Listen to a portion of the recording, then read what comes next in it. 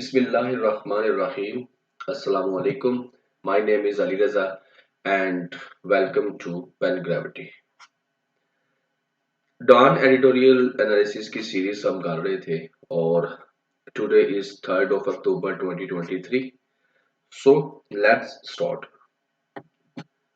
Reminder में एक तो ये है कि पीडीएफ लिंक जो है वो डिस्क्रिप्शन में दिया हुआ है, वहां से आप न्यूज़पेपर जो है वो पीडीएफ के अंदर डाउनलोड कर सकते हैं.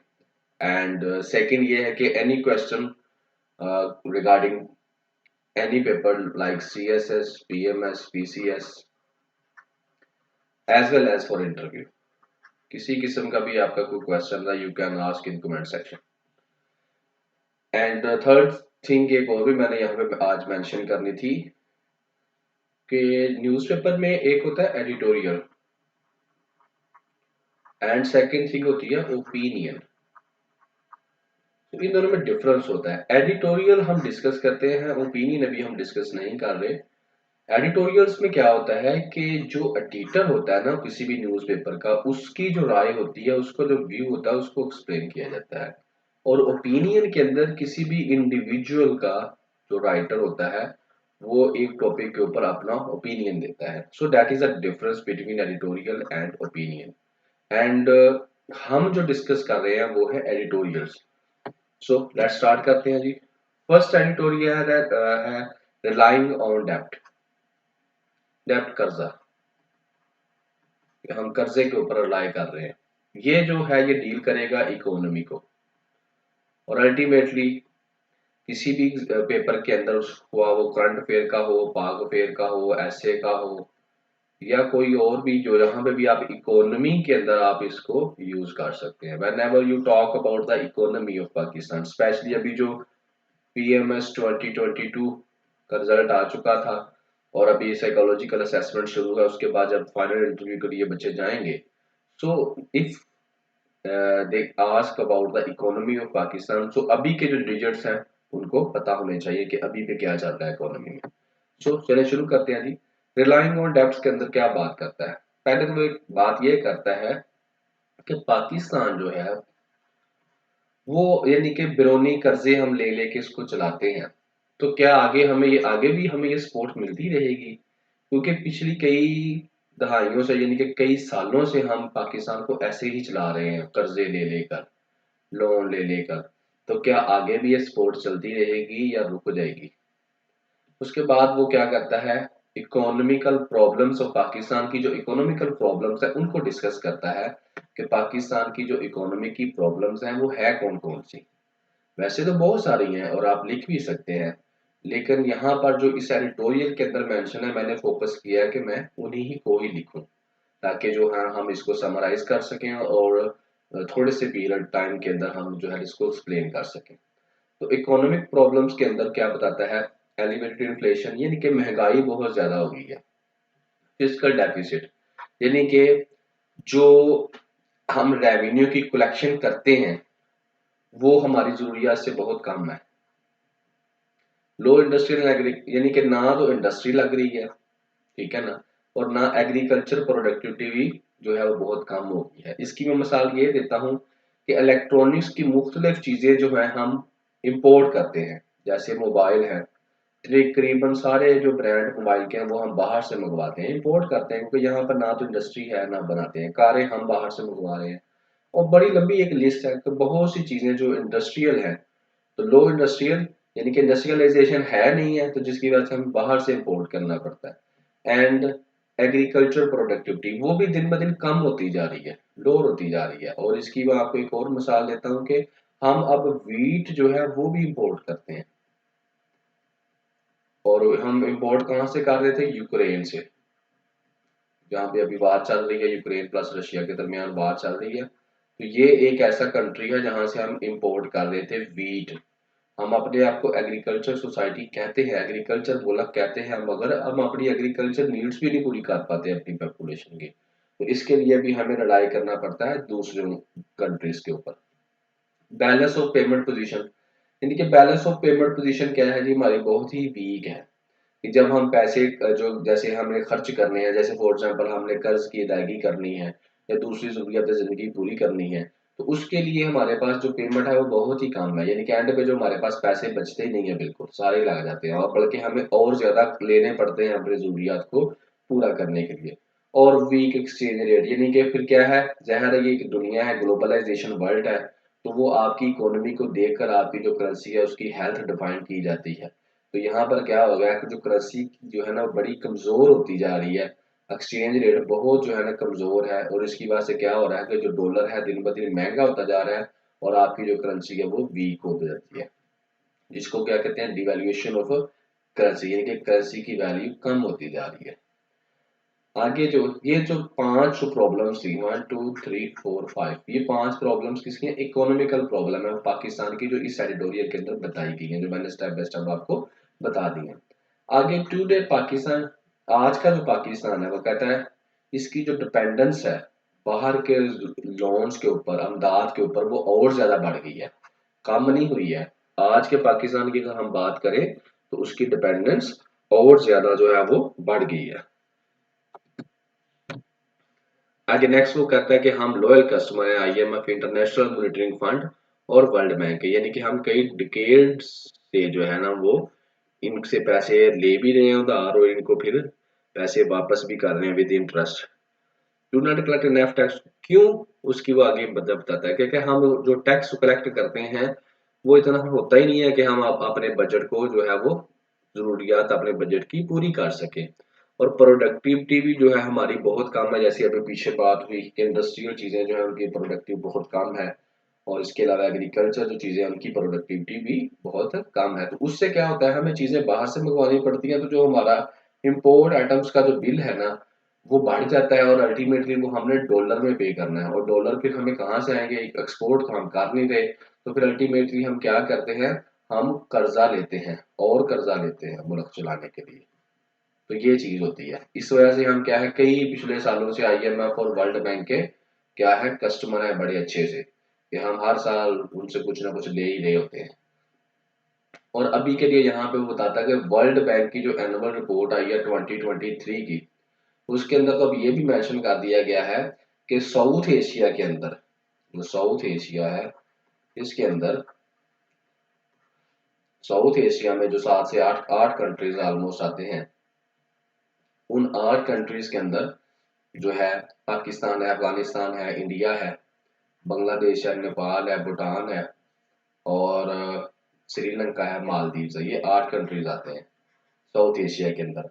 और इन 8 में से पाकिस्तान जो है उसने टॉप कर लिया है जी, किस चीज के अंदर टॉप किया है, कि उसने सबसे ज्यादा कर्जा जो है ना वो लिया, लोन लिया, किससे, इंटरनेशनल डेवलपमेंट एसोसिएशन से जो है ना वो उसने $2.3 बिलियन जो डॉलर हैं पिछले साल जो है वो इतने जो है वो पैसे लिए, यानी कि हमने अब क्या साउथ एशिया में उसमें अपने रीजन में ऐसा मुल्क बन गया है कि जिसने सबसे ज्यादा पैसे जो है वो पिछले साल उधार लिए हैं। तो ये था जी इकोनॉमी ऑफ पाकिस्तान के बारे में वो बात कर रहा था। आगे वो बात करता है स्टेट बैंक, वर्ल्ड बैंक की तो उसने बता दिया, अब अपना जो स्टेट बैंक है वो क्या कहता है, वो कहता है कि पाकिस्तान में डेप्ट पेमेंट यानी कि और खराब होती जा रही है।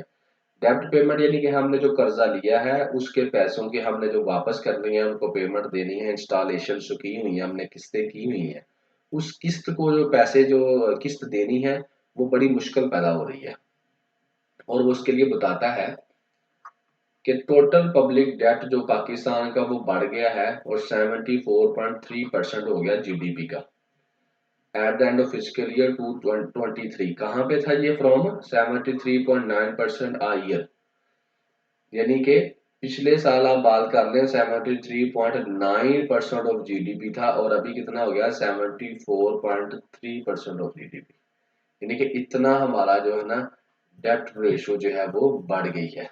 और उसका जो रिजल्ट्स क्या आ रहे हैं उसके, ये जो कर्जा हम लेते जा रहे हैं और कर्जे के अंदर दलसते जा रहे हैं, काम हम कुछ कर नहीं रहे, एक्सपोर्ट हम कुछ कर नहीं रहे, बस इंपोर्ट करते हैं, और फिर क्या करते हैं, कोई ऐसी चीज बनाते नहीं है कि जो बना के हम दुनिया को कुछ दे सके। तो उससे क्या हो रहा है, हमें फिर कर्जा और लेना पड़ता है, और उसका रिजल्ट क्या आ रहा है, वो रिजल्ट बताता है कि इससे क्या हो रहा है कि गवर्नमेंट को और कर्जा लेना पड़ता है, नंबर 1। सेकेंडली वो कहता है कि गवर्नमेंट की जो कैपेसिटी है ना सपोर्ट करने की, उन लोगों की जो कि महंगाई की जिनको हिट कर रही है, इनके गरीब लोगों को महंगाई की वजह से बड़ी मुश्किलात का सामना करना पड़ रहा है। लेकिन जो गवर्नमेंट है ना, उसकी जो कैपेसिटी है ना, वो रही नहीं, यानी कि वो सपोर्ट ही नहीं उनको कर सकती। क्यों? क्योंकि गवर्नमेंट के पास पैसे नहीं है। थर्ड वो बताते हैं प्रोड्यूस जॉब, जो इकोनॉमी है वो ऐसी हो गई है कि वो जॉब्स भी प्रोड्यूस नहीं कर पा रही। तो ये तीन चीजें जो है ये किस तरह हो रही हैं? क्योंकि हम कर्जा लिए जा रहे हैं, और अब हम क्या हो गया इस सिचुएशन में पहुंच गए हैं कि हमें कर्जा वापस करने में इतनी मुश्किलात पैदा हो रही हैं कि हम ये तीन काम भी जो है ये नहीं कर पा रहे। अब वो आगे बात करता है कि सैडली, अब वहां पे कहता है, अब वो आगे बताता है कि ये मसला क्यों आ रहा है। कहता है कि जो रूलिंग मिलिट्री है ना पाकिस्तान में, वो और जो सिविलियन लीड है, सिविलियन लीड के अंदर ज्यादातर पार्लियामेंटेरियन और ब्यूरोक्रेट्स को काउंट किया जाता है। और पाकिस्तान के दो तीन बंदा या बिजनेसमैन क्लास, सिविलियन लीड जो है वो पार्लियामेंटेरियंस हैं, पॉलिटिशियंस हैं, और जो बिजनेसमैन है वो इन दो को तो मेन काउंट किया जाता है ना। और साथ में तीसरी है पाकिस्तान की आर्मी मिलिट्री जो है। वो कहते हैं कि ये बहुत ज्यादा जो है ना डू नॉट सीरियस ही नहीं लेते, और बजाय कि कोई इकोनॉमिकल पॉलिसीज में जो फोकस करें, ये क्या करते हैं, ये bail out from the Gulf monarchies, ये हमेशा इस चक्कर में रहते हैं कि हमें एक बड़ा सा पैकेज मिल जाए गुल्फ मोनार्च से, यानी कि जो मिडल ईस्ट के हैं, सऊदी अरेबिया हो गया, ये वाला कंट्री होगा सऊदी अरेबिया, और इसके अलावा जो है यूएई के कंट्रीज हैं जी, ठीक है ना। तो जिनसे भी इनकी बनती है ना, तो हमेशा इनकी यही कोशिश होती है कि वहां से हमें एक अच्छा सा पैकेज मिल जाए, ज्यादा से पैसे उधार मिल जाए, और हम वो पैसे क्या करें, अपने इकोनॉमी में डालें, और हमारी इकोनॉमी जो है वो उससे पैसे इनके पे चल पड़े। हमेशा यही चक्कर में रहते हैं। और इनको रिसेंटली जो आईएमएफ और इसके साथ साथ जो वर्ल्ड बैंक है, उनके जो पाकिस्तान इन ऑर्गेनाइजेशंस ने पाकिस्तान को वार्न किया है कि वो खुदारा, ये जो आपकी जो ये पॉलिसीज है ना, जो कि ज्यादा बेनिफिशियल होती है मिलिट्री के लिए और सिविलियन लीड के लिए, इनको बदलें और ऐसी पॉलिसीज बनाएं जो पुअर मैन को भी हेल्प आउट कर सके। अपनी पॉलिसीज के ऊपर गौर करें। उन्होंने बल्कि बकायदा कहा था, it's a time of policy shift. और ये लास्ट एडिटोरियल में हमने कुछ दिन पहले इसको डिस्कस भी किया था। आगे जी आ जाता है जी, आगे वो कहते हैं जी, ये जो तरीका कार है ना कि बाहर से एकदम से पैसे ले लेना और इकोनॉमी में डाल लेना, इससे तरक्की नहीं होती और ना इससे इकोनॉमी को कोई फायदा मिलता है। इसकी वो एग्जांपल देते हैं बेल आउट। उन्होंने कहा जैसे कि इसका सिर्फ टेम्पररी फायदा होता है, जैसे अभी पीछे पाकिस्तान डिफॉल्ट होने वाला था इकोनॉमिकली, सॉवरेन डिफॉल्ट उसका होने वाला था, तो आईएमएफ से हमने $3 बिलियन का एक लोन पैकेज लिया और वक्ती तौर पर हम स्टे करके, मगर उन्होंने क्या, but such not change economy, मगर इससे कोई तब्दीली नहीं आई इकोनॉमी में। पैसे तो आए हैं लेकिन इकोनॉमी में कोई तब्दीली नहीं आई। तो इकोनॉमी को अगर आपने बेहतर करना है तो आपको रिफॉर्म्स करनी पड़ेंगी, और पॉलिसीज जो है ना उनको बेहतर करना पड़ेगा। तो पिछली गवर्नमेंट्स ने क्या किया, उन्होंने भी इस चीज के ऊपर फोकस नहीं किया, और इस प्रोसेस को क्या करते रहे, डिले करते रहे, और क्या करते रहे, बाहर से पैसे लिए, कैश लिया और पंप किया इकोनॉमिक ग्रोथ को, बस। यानी कि यही आ रहा है कि बाहर से पैसे लो और जो है ना टाइम अपना जो अपना गवर्नमेंट पूरा करती है और चली जाती है, नेक्स्ट आ जाती है। तो ऐसी कोई भी इकोनॉमिकल रिफॉर्म्स पाकिस्तान के अंदर नहीं होती जिससे जो है ये इकोनॉमी खुद अपने पैरों पर खड़ा हो सके। तो ये थी कि रिलाइंग ऑन डेब्ट, के हम किस तरह से जो कर्जा है उसके ऊपर हम किस तरह से पाकिस्तान कर्जों के ऊपर चल रहा है। और इसका जो सबसे बड़ा नुकसान होता है वो ये होता है कि पाकिस्तान अपने डिसीजंस इंडिपेंडेंट नहीं ले पा सकेगा। ठीक है जी। तो that is about the economy. Economy का कोई भी क्वेश्चन हो, कोई भी डिस्कशन हो, so you can add these points in your discussion. Next है जी, फलस्तीन के बारे में अबंडेंट। अबंडेंट होगा किसी को छोड़ देना, लीव आउट कर देना। अब पाकिस्तान इसमें बात यह है कि क्या फलस्तीन को छोड़ दिया जाएगा। अब इस टॉपिक पे जो बात हो रही वो होगी फलस्तीन के बारे में, और ये करंट अफेयर के अंदर एक टॉपिक भी है, फलस्तीन इशू। अगर आप इसकी आउटलाइन पढ़ें तो वहां पे ये है, so that will be helpful for their. क्योंकि करंट अफेयर में वो ये क्वेश्चन बहुत कम करते हैं कि फलस्तीन इशू के बारे में लिखे।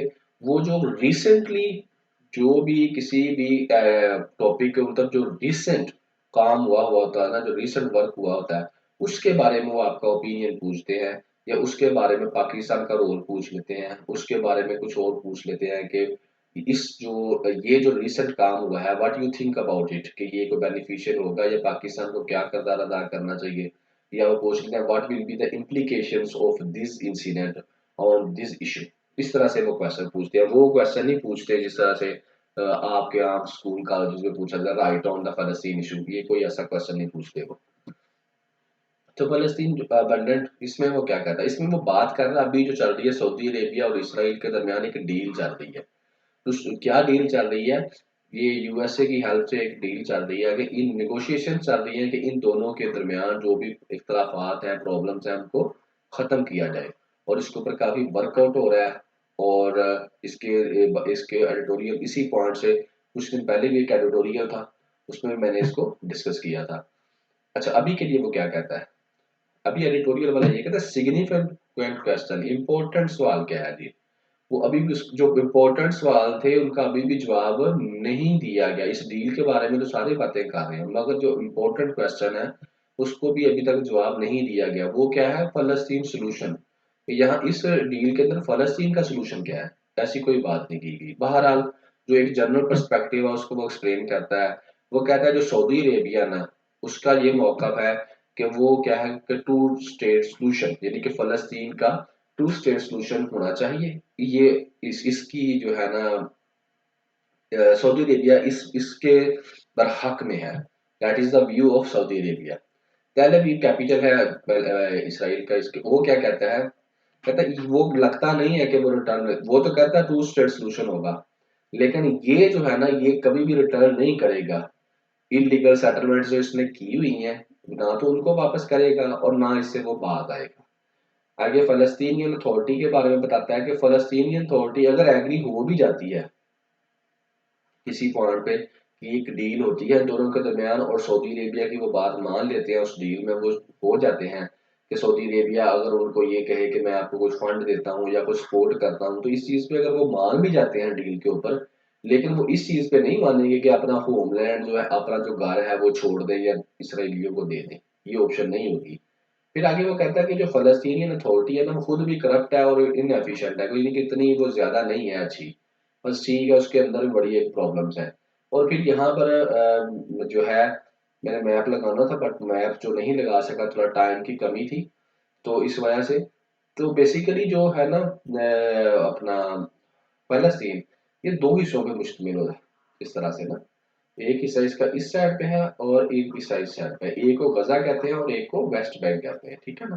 तो ये जो वेस्ट गजा है ना, ये सारा इसराइल होगा।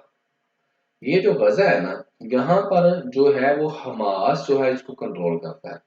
और जो है ना वेस्ट बैंक, वहां पर फलस्तीनियन अथॉरिटी डील करती है। तो उसने कहा कि जो हमास है वो गजा को कंट्रोल करता है, तो अगर हमास से पूछे बगैर कोई भी डील की जाती है, बेशक वो फलस्तीनियन अथॉरिटी से ही की जाए, तो फिर भी वो कारआमद नहीं होगी, क्योंकि आधे फिर भी जो बाकी फलस्तीनियन है उनकी तो सपोर्ट उसके साथ नहीं होगी। तो इस चीज को वो मेंशन करता है यहाँ पर।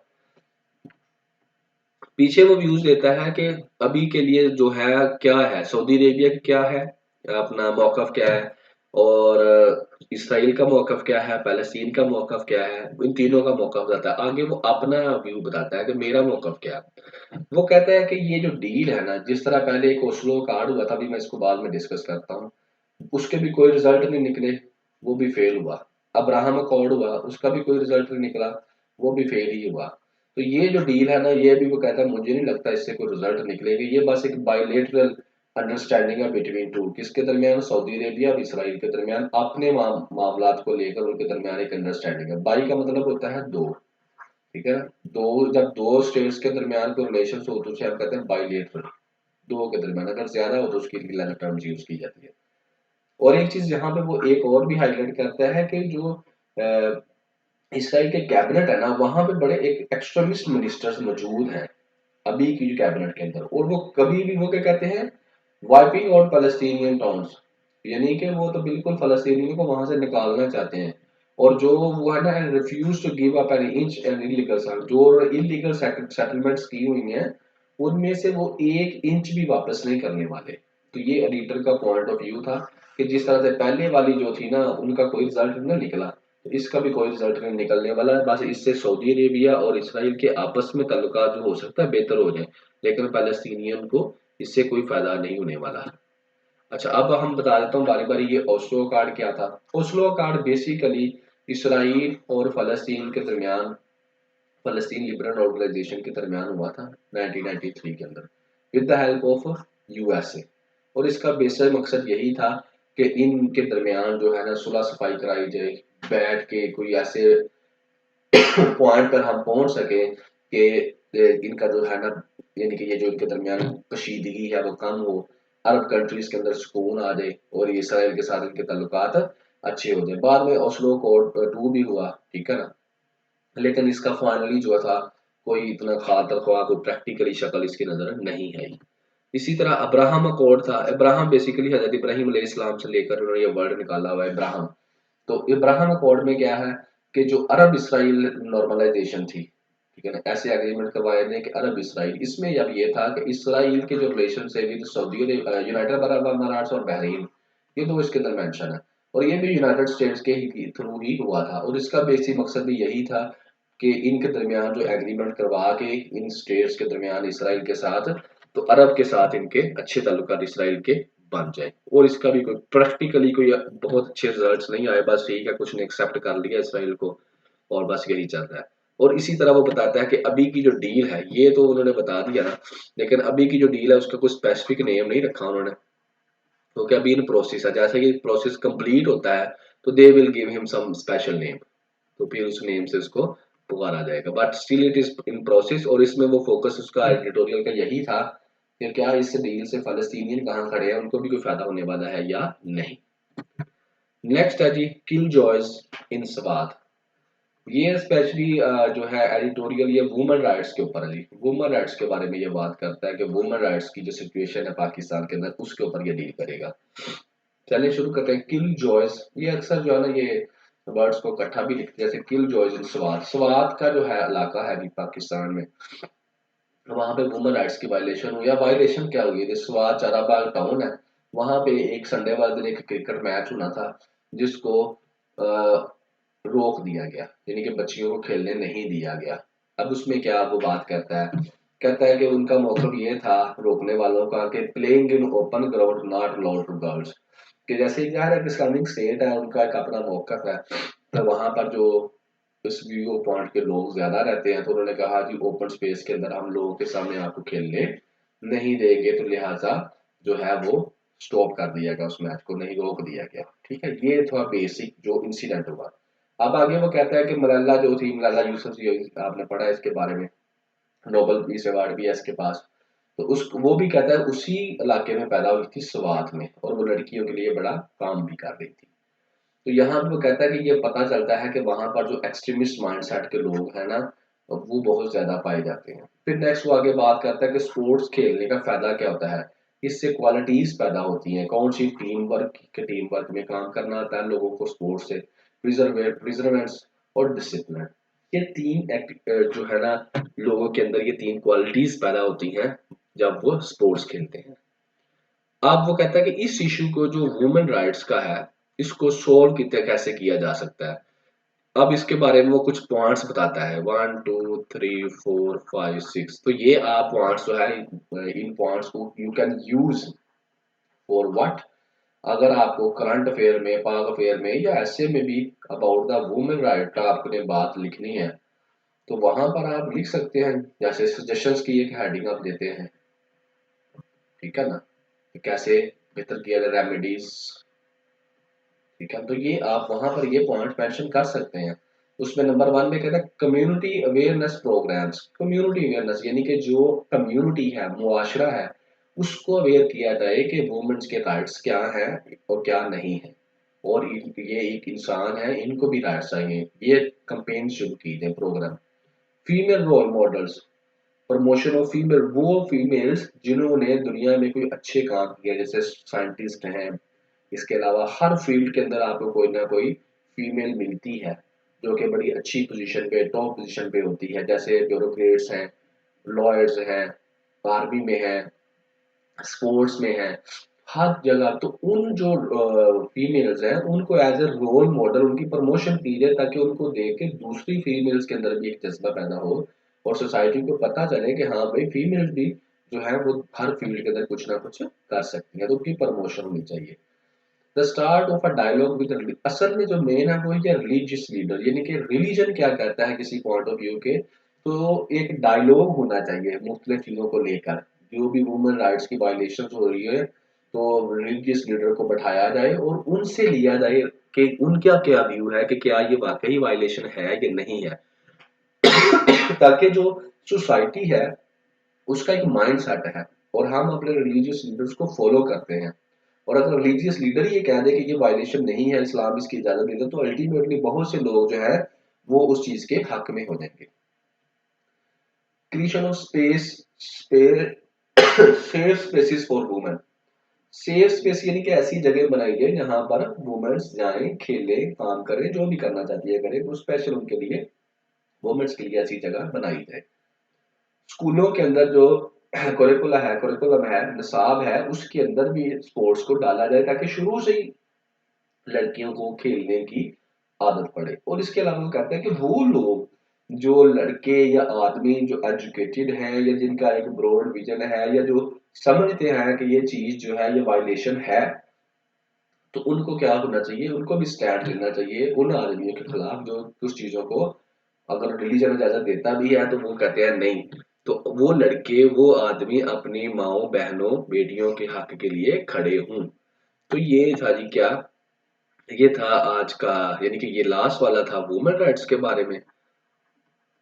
और आप इन पॉइंट्स को मेमोराइज कर सकते हैं और अपनी प्रैक्टिस में लेके आ सकते हैं। और यही चीजें, यही सोशल इश्यूज हैं जिनके ऊपर ऐसे भी आता है, और ज्यादातर सीएसएस में लोग ऐसे में और कंपोजिशन में गए होते हैं। अगर आपने ऐसे पास कर लिया और कंपोजिशन का पेपर पास कर लिया तो आप सीएसएस पास कर जाते हैं, क्योंकि यही दो ऐसे सब्जेक्ट्स हैं that define the success in competitive exams. So आज के लिए यही। Thank you very much.